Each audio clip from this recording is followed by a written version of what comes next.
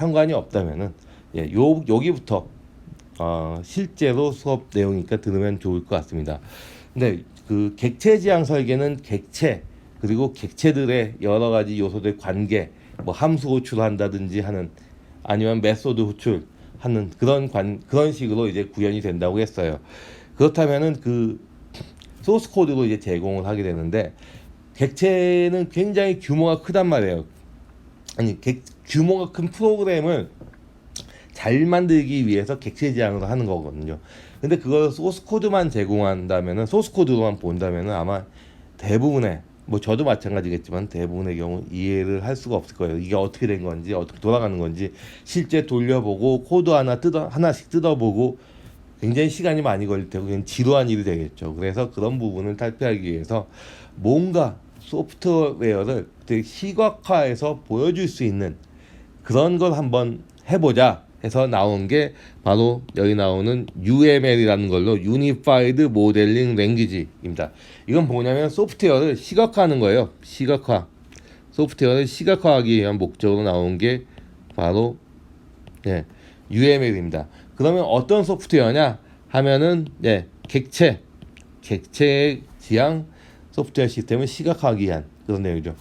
물론 객체 지향이 아니라 여러분들 알고 있는 절차 언어라고 할 수 있는 C도 시각화할 수는 있어요. C 같은 경우는 시각화하는 방법은 뭐 가장 많이 있는 게 이제 순서도가 되겠죠. 순서도. C 언어 같은 경우는 순서도 해가지고 쭉 대략적인 내용을 보이면은 아마도 이해하기 좋을 거예요. 아니면 시각적으로 보려는 목적은 아니지만은 슈도 코드라는 것도 있어요. 이거는 이제 알고리즘을 보여주기 위한 건데 얘는 이제 좀 소스 코드보다는 간편하게 표현해서 좀 이해할 수 있게 하겠죠. 하지만 이거 C 언어는 이 친구들은 절차 언어이기 때문에 이 정도만 해도 충분해요. 하지만은 객체 지향 언어 같은 경우는 절차 언어라기보다도 물론 절차도 많이 중요하지만은 그 객체 간에 서로 인터랙션하고 어떤 함수를 다른 객체 함수 호출하고 서로 호출받고 뭐가 주고받고 하는 요소들이 들어가기 때문에 이 순서도만 가지고는 이해를 할 수 없는 경우가 많이 있습니다. 그래서 그걸 시각하기 위해서 UML이라는 방법으로 좀 보여주자라는 거죠. 소스 코드만 가지고는 좀 힘들고 소스 코드 외에 슈도 코드나 순서도만 가지고 얘네만 가지고 표현하기에는 좀 객체 지향에는 부족하다.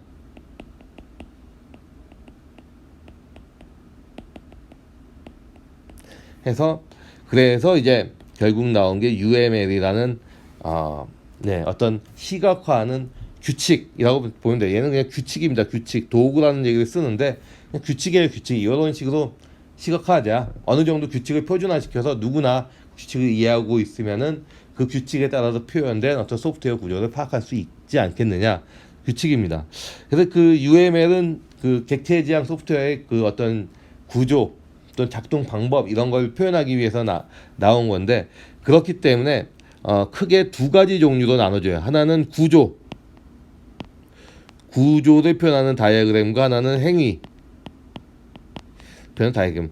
구조를 표현하는 다이어그램이라는 건 전체적인 구조, 프로그램 스트럭처, 뭐 어떠한 클래스들이 있고 얘네는 어떤 관계를 가지고 호출받고 호출되고 하는지 이런 부분을 나타내는 게 구조라면은 어떤 파일이 어떤 디렉토리에 있고 뭐 이런 부분이라면은 행위는 실제 그 프로그램이 어떤 스텝을 받아가지고 밟아서 진행을 하는지 그런 부분을 나타내는 게 바로 행위에 대한 부분입니다. 그래서 UML 스트럭처럴 다이어그램이라고 하는 이런 구조적 다이어그램이라고 할 수 있는데 이런 부분은 크게 네 가지 크게는 이거 이렇게 구분되는 게 아니라 네 가지 종류가 있어요.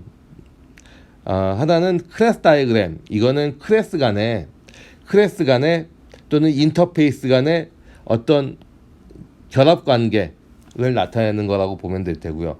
오브젝트 다이어그램은 뭐냐면은 실제 클래스들이 인스턴스화 됐을 때 실제 실행될 때 어떻게 인스턴스가 실행되는가 하는 걸 나타내는 게 오브젝트 다이어그램이고요.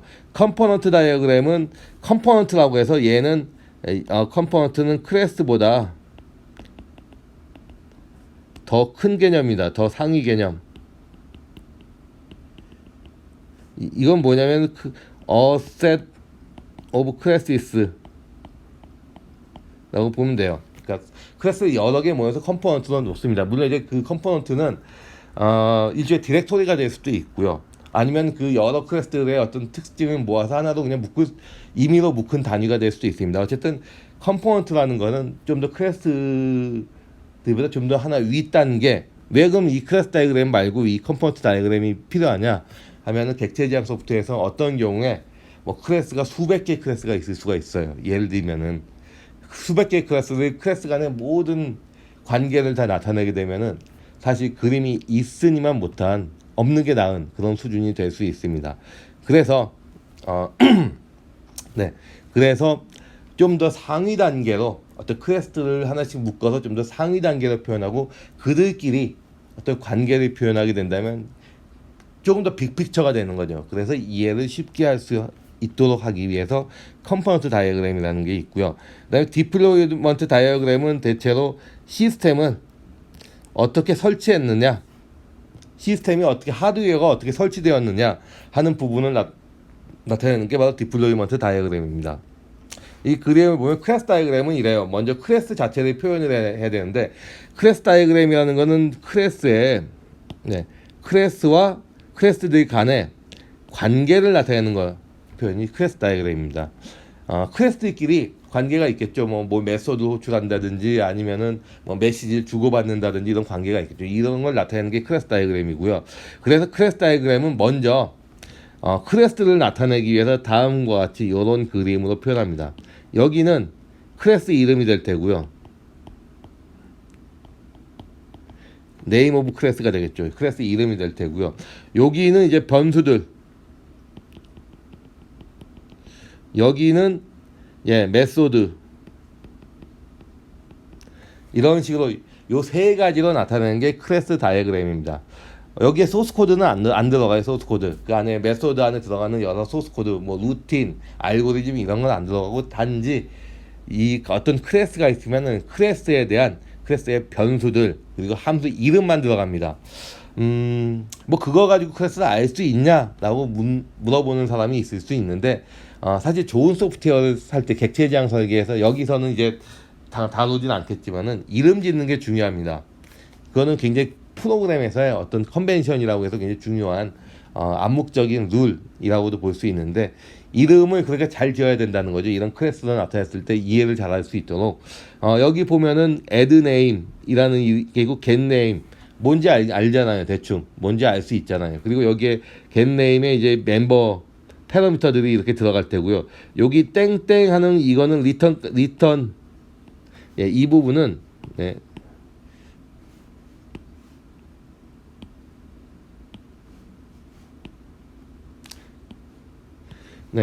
요거는 패러미터고요. 패러미터. 그리고 여기 보면 요렇게 땡땡하고 스트링. 요거는 뭐냐면 자료형입니다. 자료형.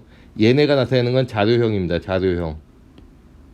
즉 어떤 네임이 스트링인지 인트인지 인포메이션이 텍스트인지 인테저인지 뭐 플로팅 넘버인지 이런 걸 나타내는 거고요.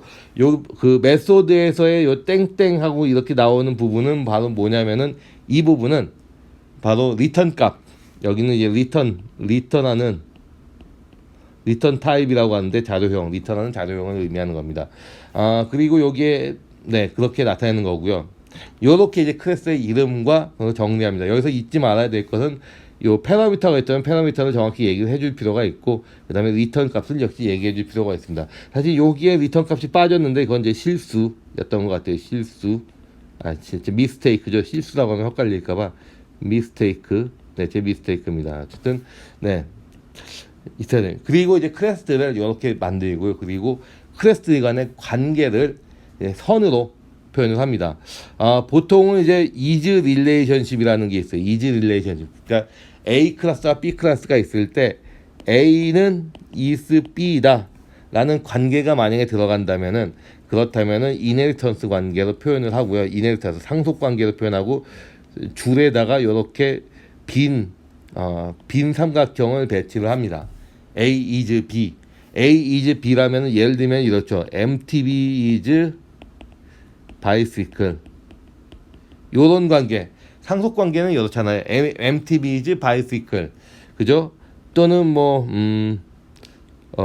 또 뭐가 있을까요? 예를 들면은 뭐 dog is animal, 요런 관계가 바로 상속 관계가 되는 거거든요. 그래서 이런 이지 관계라고 하는데, 이지 관계에서는 다음과 같이 선에다가 이렇게 빈 화살표를, 속이 빈 화살표를 넣습니다. 요렇게 이제 그 클래스 관계, 그 상속 관계는 요렇게 표시하고요. 그리고 그 외에 다른 관계가 있어요. 뭐냐면은 해즈 관계가 있어요. 해즈 관계라는 건 뭐냐면은 도그 해즈 레그 뭐 이런 게 있고요. 또 뭐가 있을까요? 뭐 MTB 해즈 기어, 뭐 이런 관계, 뭐 기어가 이제 면수관의 클래스일 경우에 나오는 건데, 이렇게 뭔가를 가지고 있는 그런 관계일 때는 이렇게 선에다가 이렇게 네모를 합니다. 근데 이 네모에도 두 가지 종류가 있어요. 하나는 이제 꽉 찬 네모가 있고 빈 네모가 있는데, 꽉 찬 네모는 뭐냐면은 꽉 찬 네모는 어떤 그 클래스가 해지 관계에 주어에 있는 클래스가 없어졌을 때 다 같이 없어지는 거면은, 이 클래스 자체도 없어져야 되는 거면은, 인스턴스가 없어져야 되는 거면은 꽉 찬 네모라고요. 뭐 관계는 있는데 없어져도 그 클래스는 계속 있어야 되는 경우라면은 이런 빈 네모로 표현을 합니다. 그래서 예를 한번 들면은 이런 거죠. 우리가 그 루비 온 레일스에서 예를 들었다시피, 예를 들면은 아티클 무비 해즈 코멘트, 요런 경우에 무비 정보가 없어지면 코멘트도 같이 날아가잖아요. 그죠? 그래서 얘는 꽉 찬 네모가 되는 거예요. 요렇게 되는 거고요. 꽉 찬 네모. 그리고 또 무비 해즈 유저라는 게 이제 글 쓴 사람이죠. 해지라고 하니까 좀 이상한데, 무비는 각 무비 글이 있으면 글은 글을 쓴 사람이 있을 거 아니에요. 글 쓴 작성자, 그건 유저라고 합니다. 얘는 작성자. 요런 경우는 무비가 사라져도 작성자는 계속 있는 거예요. 왜냐면 그 사람이 또 다른 글 쓸 수도 있는 거고, 그죠? 그렇기 때문에 요 경우는 좀 다릅니다. 이 경우는 다르고요. 또 반대로 또 뭐 유저는 또 무비를 가질 수 있죠. 유저 해즈 무비, 요런 경우가 있는데, 뭐 사용자가 글을 쓰긴 무비가 있는데, 이 경우도 역시 마찬가지예요. 유저가 탈퇴했어요. 탈퇴했을 때 만약에 탈퇴하면 자동으로 모든 글을 다 없애자라고 한다면 뭐 없앨 수도 있는데, 뭐 탈퇴를 했어도 유저 정보 없어도 글은 그냥 남겨야겠다라고 싶으면, 유저 정보는 이미 탈퇴해서 지웠어도 그러면 안 없어질 수도 있는 거고, 그래서 요 경우는 좀 약간 애매하긴 합니다. 어쨌든 근데 일반적으로 봤을 때 어떤 글의 관계가 있는데 두 개가 이제 종속 관계, 해지 관계는 약간 종속 관계인데, 종속된 파트가 종속되지 않은 파트가 없어졌을 때 계속 서바이벌을 해야 된다 한다면은, 이러면은 빈 네모가 될 테고, 서바이벌을 하지 않는다라고 하면은 꽉 찬 네모 이렇게 되는 겁니다. 그래서 전체적으로 그림은 이렇게 해서 어떤 관계가 관계가 해지 관계에 있을 때는 이런 네모로 가기도 하고요. 또는 상속 관계에서는 이렇게 그 화살표로 나타나게 됩니다. 근데 상속 관계인지 아닌지를 어떻게 판단하냐 하면, 보통은 이즈 관계에서 도구 이즈 애니멀, 그럼 상속 관계가 될 수 있는 거죠. 그리고 이런 관계는 이제 해지 관계 같은 걸 따져서 하고요. 만약에 그냥 관계가 있을 수 있어요. 뭐 메시지를 주고받는다든가 할 때 굳이 이런 걸 안 쓰고 그냥 선만 긋고 여기 설명을 쓸 수도 있습니다. 여기 이런 예가 있는데요. 예 보면 이래 무비에 대한 예인데, 무비는 액션 무비에 대한 아티클을 따로 분류도 한다고 했을 경우에, 액션 무비는 무비죠. 액션 좀 다른 말로 드라마이스 MBC 뭐 이런, 드라마는 MBC 이런 광고 문구가 생각나는데, 그건 이제 광고 문구고요. 사실 그거는 그냥 광고적으로 드라마와 MBC의 그 어떤 관계 자체는 그냥 그 어떤 표현일 테고, 보통 액션 무비는 무비죠. 무비는 액션 무비는 아닌 거예요. 그래서 상속 관계이기 때문에 이런 요런 내용 해서 상속 관계입니다. 상속 관계를 이런 식으로 나타냅니다. 상속 관계 나타내고요. 그리고 여기 있는 부분은 이제 그 해즈 관계죠. 그래서 무비는 커멘트를 여러 개 가질 수 있어요. 그래서 이렇게 가질 테고요. 또 무비는 유저를 가질 수 있습니다. 아니죠. 그죠? 여러 그 무비는 유저를 가질 수 있는 유저가 이제 한 명의 유저가 여러 명의 무비를 가질 수 있겠죠. 그래서 이렇게 되는데 그렇다고 해서 이 경우에 유저가 삭제가 된다고 해서 무비 정보가 없어지냐? 그렇지 않아요. 원래 그런 계속 남아 있겠죠. 그래서 요거는 빈 네모고 이 경우는 이제 무비가 삭제됐을 때 죄송합니다. 무비가 삭제됐을 때 그럴 때 코멘트는 같이 없어져야겠죠. 원글이 없어지니까. 그래서 찬 네모 이렇게 되고요. 여기서 이제 1대 0대 n 이거는 무비 하나가 여러 개의 코멘트를 가질 수 있기 때문에 1대 n 이렇게 되고요. 역시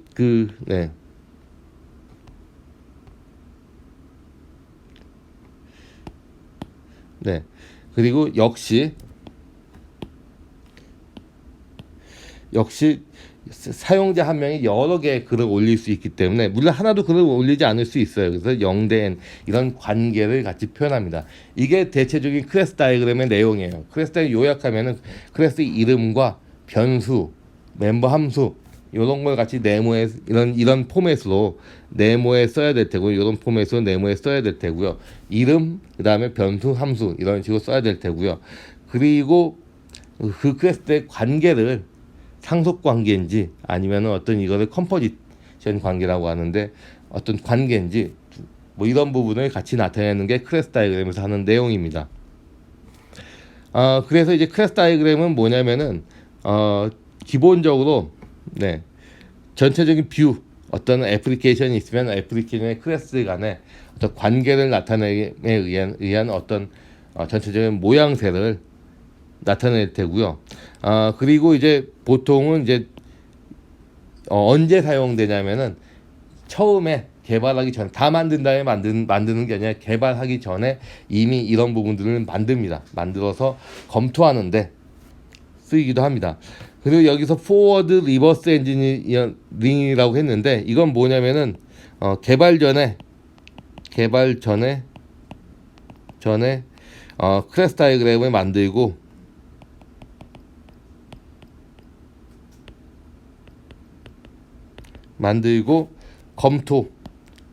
검토하고 개발 착수 이런 과정이고요. 리버스 엔지니어링은 뭐냐면은 얘는 완성된 소프트웨어를 클래스 다이그램으로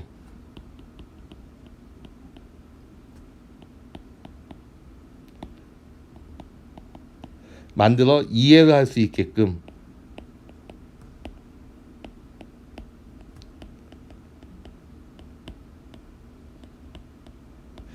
그런 의미입니다. 그러니까 그 포워드 엔지니어링은 뭐냐면은 처음에 기획을 해서 소프트웨어를 만들어야겠다, 객체지향을 만들어야겠다라고 한 다음에 포워드 엔지니어링이라는 건 뭐냐면은 그런 전체적인 그 요구사항 명세서 그런 부분을 검토해서 전체적으로 어떠한 클래스를 만들겠다. 그리고 거기에 멤버 함수는 뭐가 들어갈 거다 하는 부분을 기본적인 부분을 만들어 놓습니다. 그 다음에 그걸 가지고 실제 구현을 시작하는 게 포워드 뭐 이런 데 쓰이고요.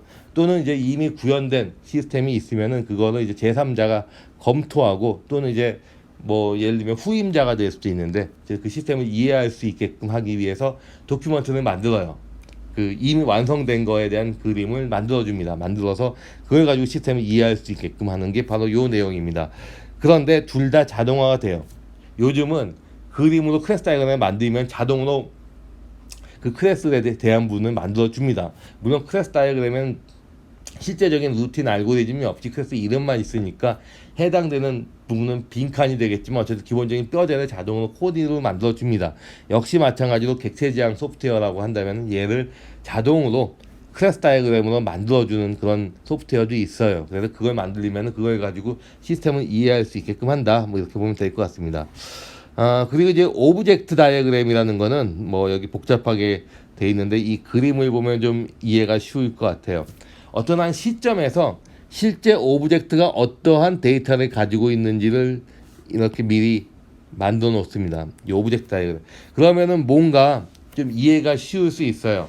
유저 클래스가 있고 무비 클래스가 있고 코멘트 클래스가 있는데 어떤 한 시점에서 유저 클래스가 힘이라는 유저가 있는데 그 유저가 스타워즈 에피소드 1과 2에 대한 무비 리뷰를 썼고 여기에 대한 무비 리뷰를 썼고 거기에 대한 코멘트를 작성을 해요. 이런 식으로 작성을 했다라는 이런 정보를 가지고 이 그림은 어떻게 그 객체를 만들 수 있게 요 그림을 통해서 좀 더 시스템의 이해를 할 수 있게 하는 거죠. 물론 얘랑 같이 봐야겠죠. 같이 요 그림을 보고 이 그림만 보고 여기에 대한 부연적인 어떤 이해를 위해 추가의 이해를 위해 오브젝트 다이어그램을 통해서 이렇게 만듭니다. 여기는 당연한 얘기지만 이 오브젝트 현재 상태이기 때문에 메소드는 없습니다. 오직 데이터만 있는데 어느 한 시점에서 어떤 실행 중에 어떤 한 시점에서 어떤 데이터들을 값들이 가지고 있는지를 보여줌에 의해서 전체적인 이해를 좀 더 시스템의 이해를 돕도록 하는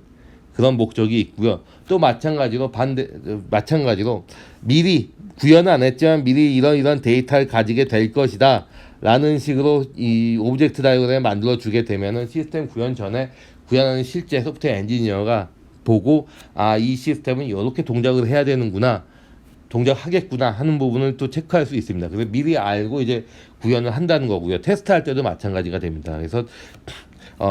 그래서 이 목적은 뭐냐면은 클래스 다이어그램은 일반적으로 추상적인 모델을 보여주는데 요것만 가지고 좀 부족하니까 실제 시스템의 어떤 특별한 시점에서의 실제 시스템을 보여주는 그런 역할을 하는 게 필요하지 않겠냐, 좀 더 이해를 돕기 위해서. 즉 여기 그 클래스 다이어그램을 추상적이라고 한다면 오브젝트 다이어그램은 좀 더 구체적인 실행 내용이 되겠죠. 역시 마찬가지로 포워드, 리버스 엔지니어링 모두 사용이 가능합니다. 그래서 이렇게 하는 이유는 기본적으로 오브젝트가 어떻게 동작하는지 그리고 그들 간의 오브젝트들 간의 관계가 과연 어떨지를 이해하는데 조금 더 도움을 주게끔 하는 목적으로 만든 게 오브젝트 다이어그램입니다. 이런 내용이고요. 또 하나는 디플로이먼트 다이어그램이 있는데 여기서 컴포넌트 다이어그램은 이제 설명을 안 해요. 왜냐면은 컴포넌트 다이어그램은 그냥 클래스 다이어그램을 좀 더 상위 레벨에서 나타내는 거기 때문에 비슷합니다. 모양은 비슷해서 그게 설명할 필요가 없고요. 디플로이먼트 다이어그램은 뭐 이런 거죠. 이거를 이제 우리는 시스템 구조도 이렇게 표현을 하는데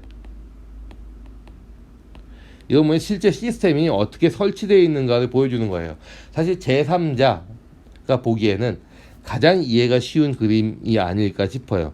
여기 인터넷이 있고요. 사용자가 있고 여기 서버가 있으면서 여기는 캐싱 서버라는 게 어떤 속도 높이기 하는 방법인데, 그리고 여기에 이제 모뎀을 통해서, 모뎀은 좀 옛날 개념이긴 하지만은 어쨌든 연결해서 서버를 데이터를 주고받는다 라는 그런 역할을 하는 그런 상태로 이해를 하면 되지 않을까 싶어요. 그래서 디플로이먼트 다이어그램은 실제 시스템이 어떻게 설치가 되어 있는가 하는 부분을 보여주는 부분이라고 보면 될 것 같습니다. 그리고 이제 그 다음에 UML 요소는 비헤이비어럴 다이어그램으로서 요거는 이제 여러 가지 종류가 있어요. 이거는 이제 어떤 그 시스템의 동작을 나타내는 다이어그램이라고 보면 될 것 같아요. 얘는 다이어그램으로 보면 될 것 같고요. 여러 가지 종류가 있어요. 유즈 케이스 다이어그램이 있고요. 시퀀스, 콜래보레이션, 스테이트, 액티버티 다이어그램 5개가 있는데 요 그림을 가지고 설명을 할게요. 요 그림은 지난 수업 시간에 제가 간단히 설명한 적이 있을 거예요. 시스템에 있으면 요구사항 명세서에서 여러분들이 작성을 했을 텐데 요 요구사항 명세서에서 어떤 기능이 있는지 그 부분을 뽑을 수 있을 거예요. 그래서 그 기능들을 요렇게 원에다가 간략하게 정리를 해요. 정리하면은 그럼 이 기능을 실제 그와 관련된 사람들이 있을 거예요. 뭐 유저가 있고 어드민이 있으면은 이렇게 그 기능은 누구 기능이다. 이런 부분을 이렇게 연결을 시켜 놓습니다. 그렇게 하면은 그러면은 이제 어드민이란 사람은 스타트 스톱 서버란 기능이 있으면은 죄송합니다.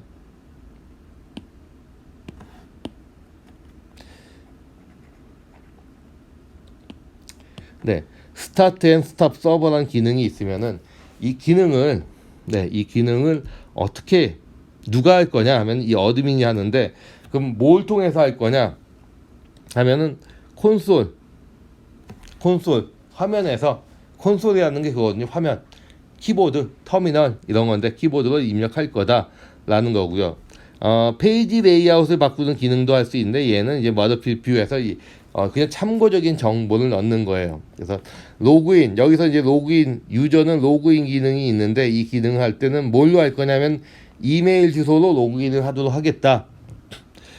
뭐 이런 내용들입니다. 이런 내용. 그래서 여기 들어간 내용은 실제 어드민이 있으면은, 아니면 유저가 있으면 유저가 뭘 입력으로 해가지고 어떤 형태의 입력으로 기능을 구현할 건지 하는 부분을 같이 나타내는 게 바로 유즈 케이스 다이어그램입니다. 그래서 그 요구사항 명세서의 기능을 먼저 원에다가 다 정리해 놓고, 이 기능을 실제 수행하는 또는 이 기능과 관련된 그런 사람들을 이런 식으로 나타내서 연결을 지어서, 말풍선처럼 연결을 지어서 보여주는 게 유즈 케이스 다이어그램이고요. 요거는 요구사항 명세서의 내용을 좀 더 이해하기 쉽도록 그림을 그린 거다라고 보면 되겠습니다. 그 다음에는 이제 시퀀스 다이어그램이라는 게 있는데, 저 개인적으로는 가장 뭔가 시스템을 이해하는데 그나마 가장 좀 제일 보기 나은 부분이 아닐까 하는 부분이 있습니다. 어쨌든 이래요. 시퀀스 다이어그램이라는 건 뭐냐면은, 객체가 있으면 객체를 먼저 이렇게 나열을 합니다. 객체를 오더라는 객체가 있고, 스페셜 오더라는 객체가 있고, 노멀 오더라는 객체가 있어요. 4개 객체. 물론 스페셜 오더, 노멀 오더는 얘를 상속을 하겠죠. 상속을 할 텐데, 이런 4개의 객체가 있으면은 객체 간에 어떤 식으로 커뮤니케이션을 또는 인터랙션을 하는지 하는 부분을 나타내는 게 시퀀스 다이어그램입니다. 그래서 여기서는 요 설명을 하게 되면은, 먼저 어디선가 외부에 커스터머라는 객체를 처음에 콜이라고 했는데, 얘는 그냥 그 뉴 메시지 같은 걸 쓴다라고 보면 될 것 같아요. 그 다음에 커스터머 메시지는 send order라는 함수로 호출해요. send order라는 함수로 호출하는데, 자기의 함수로 호출하는 게 아니라 이 오더 클래스의 send order 함수를 호출합니다. 오더 클래스에, 얘는 오더 클래스가 되겠죠. send order라는 걸 함수로 호출해요.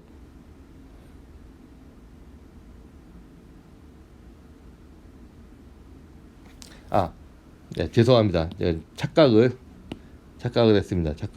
send가 아니라, 죄송합니다. send가 아니라, 커스터머의 send order라는, 커스터머 클래스에 send order라는 함수로 호출해요. 호출하면은 그 함수 안에 오더 클래스가 뭔가 인스턴스화 돼가지고 동작을 할 겁니다. 그럼 오더 클래스는 그 안에 confirm이라는 함수로 호출해요. confirm. 이거는 오더 클래스에 있는 겁니다. 오더 클래스의 confirm입니다. 오더 클래스의 confirm. 그리고 confirm을 호출하면은 그 안에 스페셜 오더라는 클래스가 있을 텐데, 거기가 dispatch라는 함수를 자체적으로 호출해서 뭔가를 합니다. 셀프 코드라고 했는데, 자체적으로 호출해서 뭔가를 수행하고, 다른 클래스를 호출하지 않고 뭔가를 수행한 다음에, 그 다음에 해당 값을 리턴하면은 전체적으로 종료가 되는 이런 구조로 되어 있습니다. 근데 여기에 이제 이 내용은 뭐냐면은, 시퀀스 다이어그램에서 여기서 이제 중요한 부분을 몇 개 얘기를 하면은,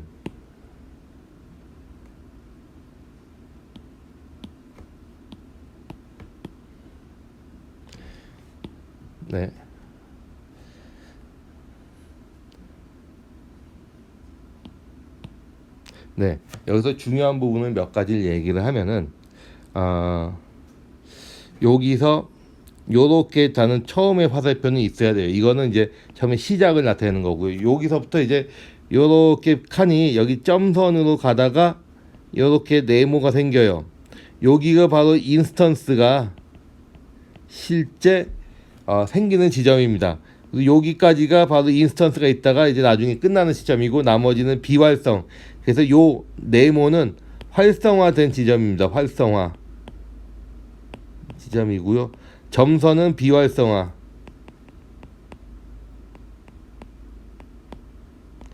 이런 부분입니다. 활성화된 지점, 비활성화된 지점.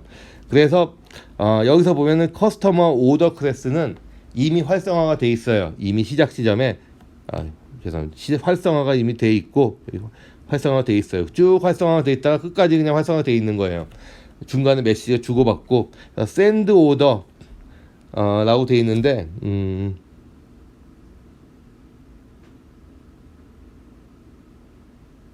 네, 샌드 오더라고 돼 있는데 뭐 이런 식으로 쭉 활성화가 돼 있고요. 그리고 여기서 네모가 하나 더 있네요. 요거는 뭐냐면 이 안에서 얘는 활성화가 돼 있는데 이 안에서 한 번 더 활성화가 돼 있는 그런 내용이고요. 여기 보면 요 네모가 있는데 보면 스페셜 오더는 그동안 쭉 비활성화 돼 있는 거예요. 비활성화. 얘는 비활성화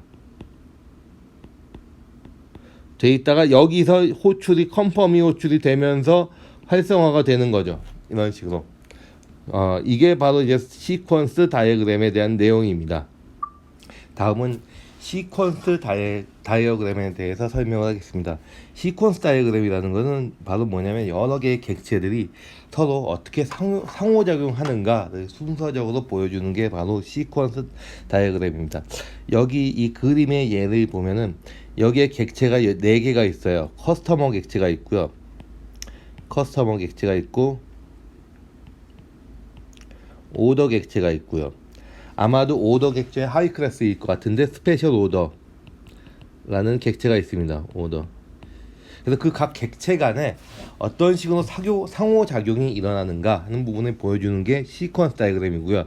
객체일 때는 이와 같이 앞에다가 컬런을 씁니다. 이렇게 쓰면 해서 얘는 객체다라는 거고요. 만약에 객체가 아니라 다른 일반적인 컨셉 어떤 애플리케이션 프레임이라든지 애플리케이션끼리의 어떤 상호작용도 역시 여기에 나타낼 수 있는데 객체 자체가 아니라 객체보다 상위 개념인 어떤 노드라든지 아니면 어떤 시스템의 일부 모듈, 컴포넌트 이런 부분들을 가지고도 시퀀스 다이어그램을 만들 수도 있습니다만은 어쨌든 이 이그젬플에서는 객체, 시스템 내에 존재하는 객체 간의 상호작용을 나타내는 부분을 설명하도록 하겠습니다. 객체 간의 상호작용은 다음같이 먼저 객체를 박스 안에다가 나열을 해요. 그리고 객체인 경우에 앞에다가 컬런을 항상 명시합니다. 이 컬런이 있으면은 그렇다면 얘는 객체구나 하는 부분을 알 수가 있어요. 물론 이렇게 객체에 쓸 수도 있고요. 만약에 그 객체가 어떤 객체가 어떤 클래스의 상속인 경우에 뭐 A의 뭐 커스터머 이런 식으로 나타내기도 하는데 어쨌든 객체를 나타낼 때는 항상 이런 식으로 컬런 다음에 뭔가 객체의 이름을 나타내는 방식을 씁니다. 그래서 객체를 다음과 같이 제일 상단에 나타내고요. 그 다음에는 객체 간의 메시지라는 게 서로 상호작용을 나타내는 부분을 순서적으로 위에서부터 아래로 순서적으로 나타내는데요. 여기 예를 보면은 이와 같이 객체가 서로 호출하는 그런 부분을 다음과 같이 나타내고 있습니다. 여기에 대한 부분에 대해서는 우선 먼저 객체가 샌드 오더라는 게 바로 오더 클래스에 있는 겁니다. 오더 클래스. 즉 커스터머는 오더 클래스의 샌드 오더의 메소드로 호출한다. 이 부분을 생각하면 될 거예요. 이 부분이 의미하는 거는 커스터머 클래스가 오더 클래스의 샌드 오더라는 메소드로 호출한다. 그렇게 되면은 그 오더 클래스는 스페셜 오더 클래스의 컨펌이라는 메소드로 호출을 하고요. 이런 식으로 메소드가 어떤 기능을 수행하기 위해서 메소드가 호출되는 순서를 쭉 위에서부터 아래로 나타내는 것이 바로 시퀀스 다이어그램입니다. 처음에는 초기에 콜이라고 되어 있는데 처음에 이 커스터머 클래스가 인스턴스화되는 처음에 생성되는 그 처음 부분을 나타내는데 이것도 역시 여기도 어떤 커스터머 클래스의 어떤 메소드 호출로 나타낼 수 있겠죠. 하지만 여기서는 그냥 콜이라고 해서 처음에 초기화 되는 부분이 있고요. 그렇게 되면은 여기가 커스터머 클래스가 이제 활성화가 될 텐데 인스턴스가 생긴다는 의미입니다. 활성화된다는 게. 그러면은 이 실선으로 되어 있는 부분이 박스로 변합니다. 박스로 이렇게 표현이 되고요. 그 다음에 다음과 같이 이렇게 메시지를 나타냅니다. 여기 이 화살표는 이런 식으로 화살표 문이 꽉 찬 그런 화살표를 쓰는데요. 얘를 바로 그 싱크로너스 메시지라는 표현을 쓰고요. 싱크로너스 메시지라는 거는 바로 어떤 메시지를 호출하고 그 리턴 값이 올 때까지 웨이팅 한다는 얘기가 되는 겁니다. 그래서 샌드 오더라는 메시지를 오더 클래스에 샌드 오더라는 이 메시지를 커스터머가 호출하게 되면 오더 클래스는 스페셜 오더의 컨펌이라는 메시지를 호출하게 되고요. 그런데 이제 그 스페셜 오더의 컨펌, 스페셜 오더 클래스는 자기 자신 안에 있는 클래스를 호출할 수도 있어요. 그럴 경우에는 이런 식으로 메소드 디스패치라는 메소드를 호출하고 화살표를 이렇게 자기 자신에게 향하게끔 이렇게 만들어주면은 요거는 바로 뭐냐면은 스페셜 오더 클래스가 디스패치 메소드를 호출했다를 의미하면 됩니다. 그래서 이거 셀프 콜로에 나타내는 거고요. 그 다음에 어떤 그 호출이 완료가 되면은 리턴을 하겠죠. 어떤 메시지 보낼 겁니다. 난 완료 끝났다. 그런 경우 리턴 값은 이렇게 점선으로 표시를 합니다. 점선으로 하고 화살표를 이와 같이 표시합니다. 이건 리턴 값을 나타내는 거고요. 이게 바로 시퀀스 다이어그램에서 표현하는 방식입니다. 여러 개의 클래스, 여기 예에서는 3개의 클래스가 나와 있는데 3개의 클래스가 어떤 서로의 다른 클래스의 멤버 함수를 호출함에 의해서 메소드를 호출함에 의해서 계속 어떤 기능이 수행이 되는데 그 기능 수행되는 과정을 그림으로 표현한 게 시퀀스 다이어그램이고요. 이 그림의 양식은 여기서 보면 알겠지만은 네. 그림의 양식은 먼저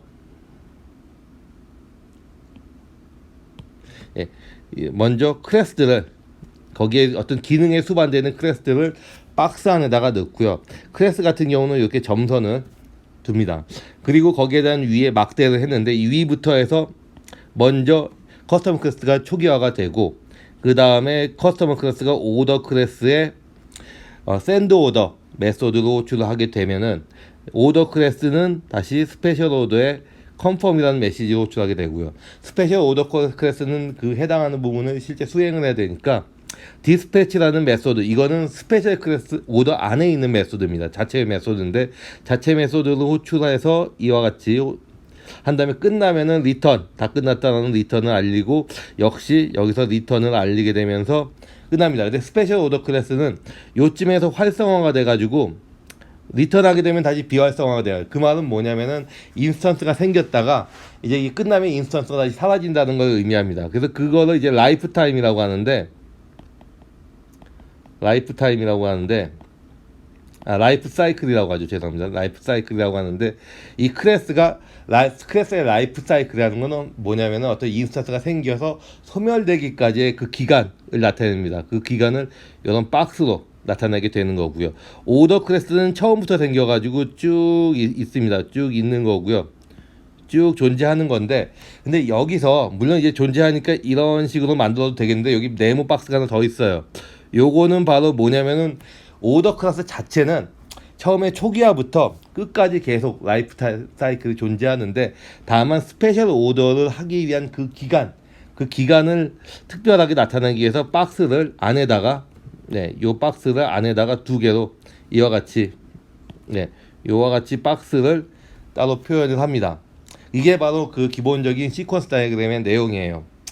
이 시퀀스 다이어그램은 제가 개인적으로는 뭐 되게 시스템을 분석할 때 굉장히 좋아하는, 많이 쓰는 다이어그램인데, 왜냐면 클래스 다이어그램은 보통 클래스를 만들게 되면은 굉장히 많은 클래스들이 있어요. 소프트웨어 만들게 되면 굉장히 많은 클래스가 있기 때문에 그걸 한눈에 보고 이해하기는 쉽지가 않아요. 그래서 시퀀스 다이어그램을 통해서 아주 주요한 기능에 대해서 어떠한 메소드들이 서로 호출되면서 기능이 수행되는지 그런 부분을 분석을 하면서 클래스들의 역할 같은 거를 이해하고 어떤 클래스가 중요하다, 어떤 클래스는 물론 다 중요하긴 있어야 될 필요는 있겠지만은 어떤 클래스가 좀 눈여겨봐야 되는가 하는 부분을 알기 위해서, 또는 시스템이 어떻게 동작하는가 이런 부분을 보기 위해서 시퀀스 다이어그램 굉장히 그 참조 편입니다. 물론 이제 시퀀스 다이어그램은 어떤 특정 기능에 대해서 하기 때문에 모든 기능에 대해서 하진 않아요.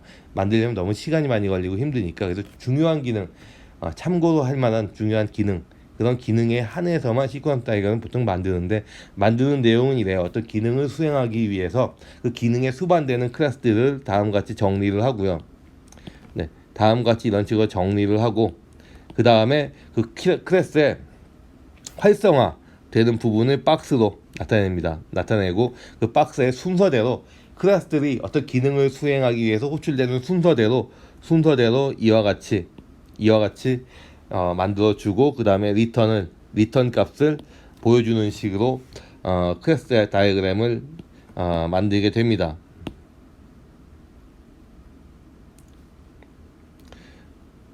시퀀스 다이어그램을 만들게 됩니다.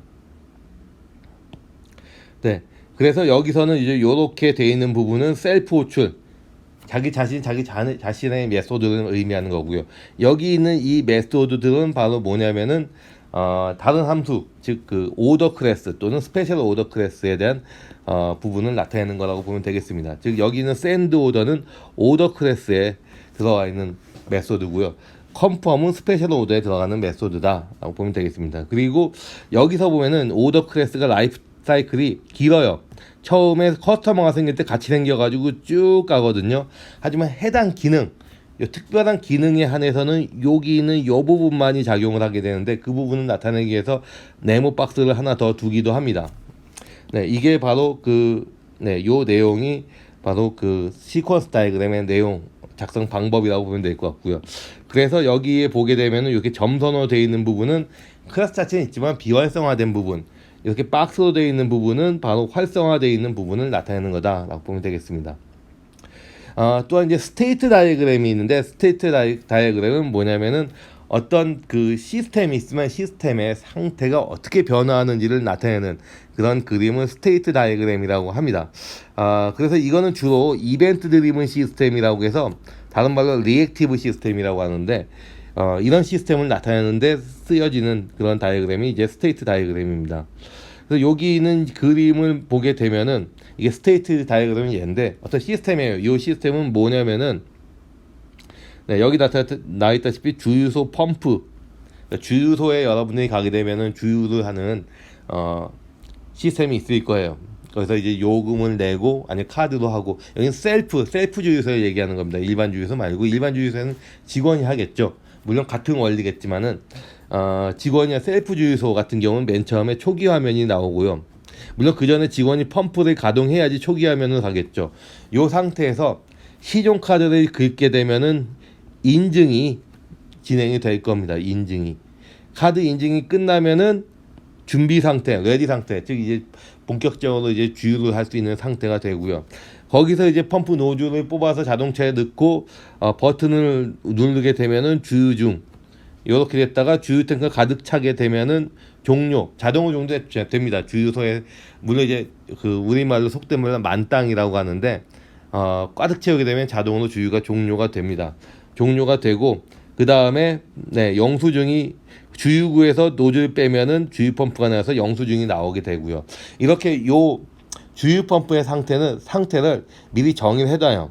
초기 화면, 인증 상황, 준비, 주유 중, 종료, 영수증. 그리고 고장 상황이라고 특별한 상황이 있을 수 있고요.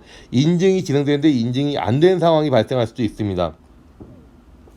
그리고 주유가 끝났는데 아무 일도 없는 경우, 뭐 주유를 했던 사람이 어디 가 있다든지 아니면 뭘 깜빡했다든지 다른 일을 하고 있다든지 뭐 등등 뭐 다른 뭐 핸드폰을 본다든지 이런 상황이 있을 때 경고음이 울릴 수도 있어요. 이런 시스템에 주유 펌프의 상태들을 미리 정의해 놓고 이 상태들이 어떤 액션에 의해서 진행되는 그런 부분을 나타내는 부분이 바로 스테이트 다이어그램입니다. 그래서 이 스테이트 다이어그램 같은 경우는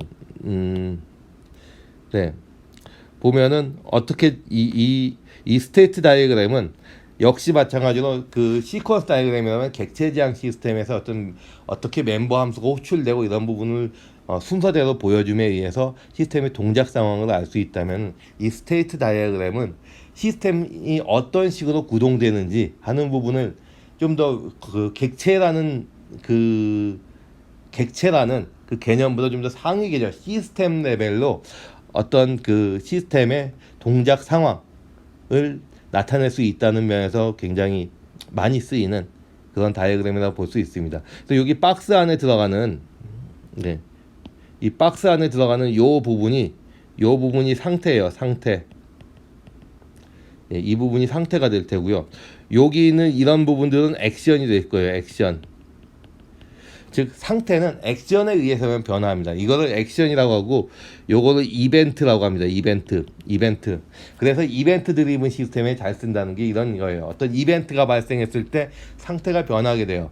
예를 들면 일반적인 뭐 웹페이지 같은 경우는 로그인 화면이 뜰 텐데 로그인 화면에서 로그인 버튼을 누르고 뭐 사용자 유저 아이디 패스워드 넣고 OK 버튼 누르게 되면은 화면이 바뀌게 되죠. 다른 화면 뭐 인증이 됐다든지 아니면은 인증이 안 됐다든지 인증이 됐다면 초기 화면으로 갈 테고 그런 식으로 어떤 시스템의 상태가 화면이 계속 바뀌게 될 텐데 그런 부분을 바로 이벤트 어떤 상황이 바뀌게 하는 그런 액션들을 이벤트라고 합니다. 그래서 여기서 나오는 요 이벤트는 긁는다든지 이거는 이제 얘는 직원이 하는 이벤트고 요거는 이제 고객이 하는 이벤트가 되겠죠. 고객이 하는 이벤트. 그리고 요거는 이제 내부적인 이벤트가 될 겁니다. 내부 이벤트. 인증카드가 인증됐는지 안 됐는지 내부라는 게 이제 외부의 신용카드 회사랑 연결을 해가지고 접속을 해서 시스템적으로 밸리드한 유효한 신용카드인지 아닌지 내부 이벤트가 있을 테고요. 얘는 이제 고객이 하는 그리고 얘는 내부에서 하는 이벤트가 되겠죠. 센서가 있어서 센서가 주유 탱크 가득 찼는지 안 찼는지를 파악을 해야 되니까 그리고 얘도 이제 내부 이벤트가 될 테고 얘는 이제 고객이 하는 이벤트가 되겠죠. 어쨌든 고객이 하든지 누가 하든지 어떤 시스템에 외부에 어떤 상황이 발생하면은 상황에 따라서 시스템의 상태가 바뀔 거예요. 그때 이제 상태라는 거는 어떤 추상적인 내용이라고 보면 될 것 같아요. 추상적인 내용이에요. 지금 뭐 같은 주유 펌프를 가지고 이런 식으로 만들 수도 있고 좀 다른 식으로 만들 수도 있어요.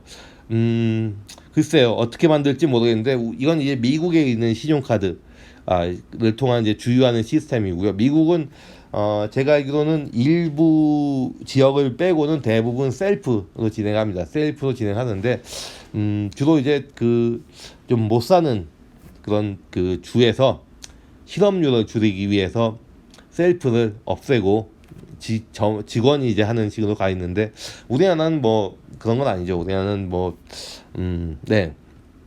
어쨌든 추상적인 상태를 정의하고 그럼 그 상태 간에 어떤 식으로 이벤트가 발생해 상태가 변하는지 최종적으로 그래서 영수증까지 내는 단계 여기서부터 영수증 내는 단계까지 어떻게 가는지 그래서 여기서 이제 영수증을 빼면 5초가 끝나면 초기 화면으로 다시 가겠죠. 이런 식으로 돼 있는 게 바로 이벤트입니다. 그래서 여기서는 이제 쭉 진행이 되다가 영수증을 마저 빼는 여기 5초 후라고 돼 있는데 5초 후는 이건 내부의 이제 이벤트가 될 테고요. 그래서 내부 이벤트에서 초기 단계로 다시 가게 됩니다. 이런 식으로 진행되는 게 바로 상태 다이어그램, 다른 말로 스테이트 다이어그램이라고 합니다. 다이어그램이라고 하고요. 요거는 도움이 많이 돼요. 우선 시스템을 이해하는데 한눈에 시스템이 어떻게 동작하는지 이해하는데 도움이 되기도 하고요. 이걸 가지고 코딩하는데 도움이 될 수도 있어요. 처음에 이걸 먼저 만들어 놓은 다음에 코딩을 어떻게 하냐면은 여러분들이 잘 알다시피 while 루프가 있죠. while 루프 1 한 다음에 그 다음에 스위치 해서 뭐라 그럴까요? 스테이트 이런 식으로 한 다음에 스테이트가 초기라고 하면은 뭔가 액션을 하고 브레이크가 나올 테고요. 그 다음에 카드 인증하고 뭐뭐뭐 하고 브레이크 나오고 이런 식으로 해서 코딩을 할 수가 있어요. 이런 식으로 코딩을 while 구문과 스위치 구문을 통해서 만약에 우리가 스테이트그램을 굉장히 잘 만들었다면은 이걸 가지고 바로 코딩으로 옮겨서 만들 수가 있습니다. 물론 이제 각 초기 단계에서 이 단계에 뭔가 액션을 하고 그 다음에 스테이트를 바꿔야겠죠. 스테이트는 뭐 카드 인증 이런 식으로 바꿔야 될 겁니다. 그래서 다시 한번 얘기를 하면 뭐 이런 식으로 코딩을 할 수가 있을 거예요. 다시 한번 얘기하면은 우리가 상태 다이어그램을 이런 식으로 가지고 있다라고 한다면은 아마 이걸 가지고 코딩을 하게 되면은 while 루프를 써가지고 이런 시스템을 while 루프를 써서 여긴 1 뭐 이렇게 한 다음에 그 다음에 스위치 하고 뭐 스테이트 이런 식으로 해서 그 다음에 스테이트는 뭐가 될까요? 초기 하면 이니셜이라고 합시다. 이닛 하고 그 다음에 뭐 신용카드 긁기 신용카드 처리, 긁기 처리 뭐 이런 식으로 하고, 그다음에 다 끝나면 스테이트는 카드 인증이 되겠죠. 카드 인증이 될 테니까 인증 카드 밸리데이션 뭐 이런 식으로 바꾸고 브레이크, 그다음에 카드 밸리데이션은 하고 여러 가지 하겠죠. 인증 메시지 보내고 그다음에 스테이트는 레디 하고 브레이크, 그다음에 레디는 이런 식으로 코딩을 스테이트그램을 잘 완전하게 만들었다면은 코딩을 이런 식으로 기본적으로 만들 수 있을 겁니다. 그다음에 이런 식으로 만들면은 그 다음에 이제 신용카드 처리라든지 또는 인증 메시지라든지 이런 부분에 대한 부분은 함수로 코딩을 한 다음에 함수로 구현하도록 작성을 하면 되겠죠. 그래서 이런 부분들이 스테이트 다이어그램이 좋은 장점이고, 우선 시스템 보기 좋다는 거, 시스템 이해하는데 이 시스템 전체적인 그림을 이해하는데 편하다는 점, 그리고 요 스테이트 다이어그램이 굉장히 잘 만들어졌다라고 한다면은 이걸 기반으로 코딩을 바로 하는데 큰 도움을 준다는 거. 만약에 스테이트 다이어그램이 없다면은 아마도 좀 더 처음에 만드는데 좀 어려움이 있을 수도 있어요. 하지만은 스테이트 다이어그램이 있다면은 while 루프와 스위치 구문을 통해서 코딩을 하는 기본적인 뼈대를 만들 수 있고요. 실제 뭐 여기 나오는 인증됨 뭐 1분간 아무 활동 없음 주유탱크 가득 찼는지 여부를 확인한다든지, 가득 참이라고 되어 있는데 사실 시스템 입장에서는 가득 참이 아니라 가득 찼는지 여부를 확인하는 거죠. 이런 부분을 확인하는 부분을 루틴으로 따로 코딩을 해서 뭐 객체로 만들어서 호출한다든지 함수로 만들어서 호출한다든지 하는 식으로 구현을 할 수가 있을 겁니다. 이게 스테이트 다이어그램이고요. 또 다른 거는 액티버티 다이어그램이 있어요. 이거는 이제 플로우 차트라고도 얘기를 하는데, 이 그림을 보면은 이렇습니다. 전체적인 기능의 흐름도를 나타내는 그림이 바로 액티버티 다이어그램이에요. 이전에 시퀀스 다이어그램 얘기를 했는데, 시퀀스 다이어그램은 클래스 간의 어떤 함수 호출이 어떻게 기능을 수행하기 위해서 함수 호출이 어떻게 되는지 하는 부분을 나타냈다면, 이 액티버티 다이어그램은 어떤 추상적인 단계에서 여러 기능들이 큰 기능을 달성하기 위해서 어떻게 수행이 되는지 그 순서를 나타내는 게 바로 액티버티 다이어그램이라고 하고요. 얘를 이제 액티버티라고 합니다. 이 박스 안에 있는 액티버티고요. 이 네모는 분기점이에요. 브랜치. 근데 분기점에서 yes or no 라고 해서 조건을 체크해야겠죠. 조건은 이렇게 이 꺽쇠를 통해서 조건은 어떤 조건이 돼야 되는가를 명시를 해 놓습니다. 여기도 이제 분기점이 나오는데, 분기점도 역시 마찬가지로 어떤 조건에서 분기가 일어나는지, 그래서 yes면은 이쪽의 기능을 수행하고 no면은 일로 가고 해서 하는 건데, 여기서 잊지 말아야 될 점이 시작 지점 그리고 끝 지점, 요게 공식적인 표기입니다. 얘가 시작이고요. 시작. 얘가 끝입니다. 끝. 요 부분은 역시 마찬가지로 넣어야 될 겁니다. 그래서 이 시스템에서는 이거는 뭐냐면 그 어떤 주문, 사용자의 주문을 처리하는 그런 액티버티 다이어그램이라고 볼 수 있는데, 네, 이를 위해서 액티버티가 여기서는 네 가지가 존재해요. 어떤 액티버티냐면은 네, 요 send request 하고 그다음에 컨펌하고 그다음에 네, 그리고 오더를 또 컨펌을 하겠죠. 컨펌을 하고 디스패치하는 뭐 이런 부분인데, 여기서 여러분들이 알아야 할 점은 요 그림과 이 앞서 시퀀스 다이어그램인데 요 그림과 굉장히 일치하는 부분이 많이 있습니다. 근데 얘는 바로 클래스 레벨에서 나타내는 거라고 한다면, 시퀀스 다이어그램은 얘는 좀 더 큰 그림에서 보여주는 내용이라고 보면 될 것 같습니다. 이건 좀 더 큰 빅픽처. 물론 시퀀스 다이어그램도 빅픽처로 나타낼 수가 있어요. 있기 때문에 시퀀스 다이어그램은 얘를 대체할 수도 있습니다. 얘를 대체할 수 있는데, 어쨌든 이 이그젬플에서는 얘는 빅픽처, 전체적인 그림을 나타낸다면, 여기에 대한 실제적인 구현에서의 함수는 바로 이 시퀀스 다이어그램에서 나타나 있다라고 보면 될 것 같습니다. 네, 다음은 네, 이것도 역시 그 액티버티 다이어그램 중에 하나인데, 네, 여기도 역시 마찬가지로 액티버티가 여기 이런 식으로 여러 개가 있죠. 여기 분기점이 있고요. 분기점이 있어요. 그리고 얘는 조건입니다. 찾는 물품이 있음, 없음. 약간 표현이 달라요. 이전에는 찾는 물건을 찾음해서 있음, yes, no로 갔다면 여기는 좀 다르게 표현하는데, 그거는 이제 표현하는 사람의 어떤 마음, 자유, 뭐 이렇게 보면 될 것 같습니다.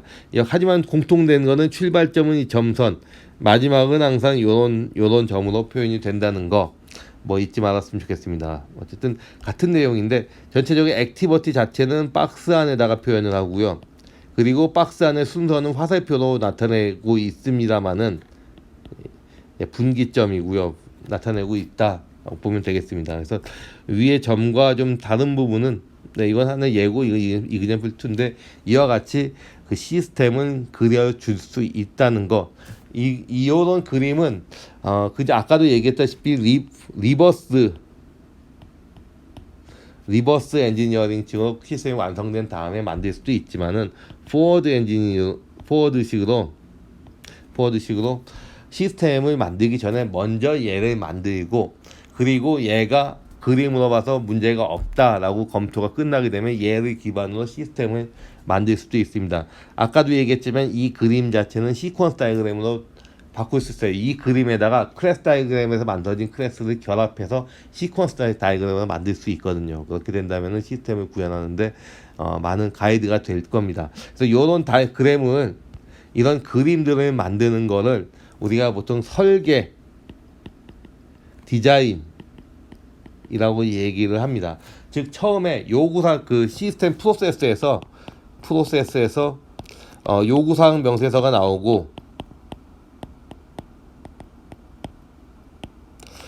그 다음 단계로 이제 설계하는 단계, 초기 설계 단계 나오는데, 요 단계에서 하는 게 바로 UML을 통해서 UML을 통해서 시각화하는 내용이라고 보면 될 것 같습니다. UML을 통한 시각화. 그래서 여기서 이제 이 단계에서 검토가 끝나서 완전한 그림이 나와줬다, 문제가 없다 싶으면 그 다음에 본격적으로 코딩에 들어가야겠죠. 이런 그림이 있으면, 이와 같은 그림이 있으면 이와 같은 그림을 통해서 클래스 다이어그램도 만들고 해서 이와 같은 그림을 통해서 전체적으로 시퀀스 다이어그램을 만들 수 있고요. 그럼 그 그림에 맞춰서 코딩을 하면 됩니다. 물론 여러분들이 스테이트 다이어그램을 잘 만들 수 있다면 훨씬 더 디테일하게 쉽게 만들 수가 있겠죠. 예, 오늘 강의는 여기까지 진행하도록 하겠습니다. 예, 그러면은 다음에 수업 시간에는 뭐 다른 부분을 다루도록 할 테니까, 요 뒤에 있는, 이 슬라이드 뒤에 있는 부분은 아마도 6월 6일 현충일 대신에 6월 6일 현충일 때 아마 휴강하게 될 텐데, 그 대용어로 나오는 보강하는 과목의 요 뒷부분 내용이 나올 걸, 뒷부분 내용을 진행하려고 합니다. 그래서 이 슬라이드의 뒤에 있는 부분은 6월 6일 분이고요. 여기까지 부분이 지난 목요일 날 제가 휴강했던 부분에 대한 강의입니다. 감사합니다.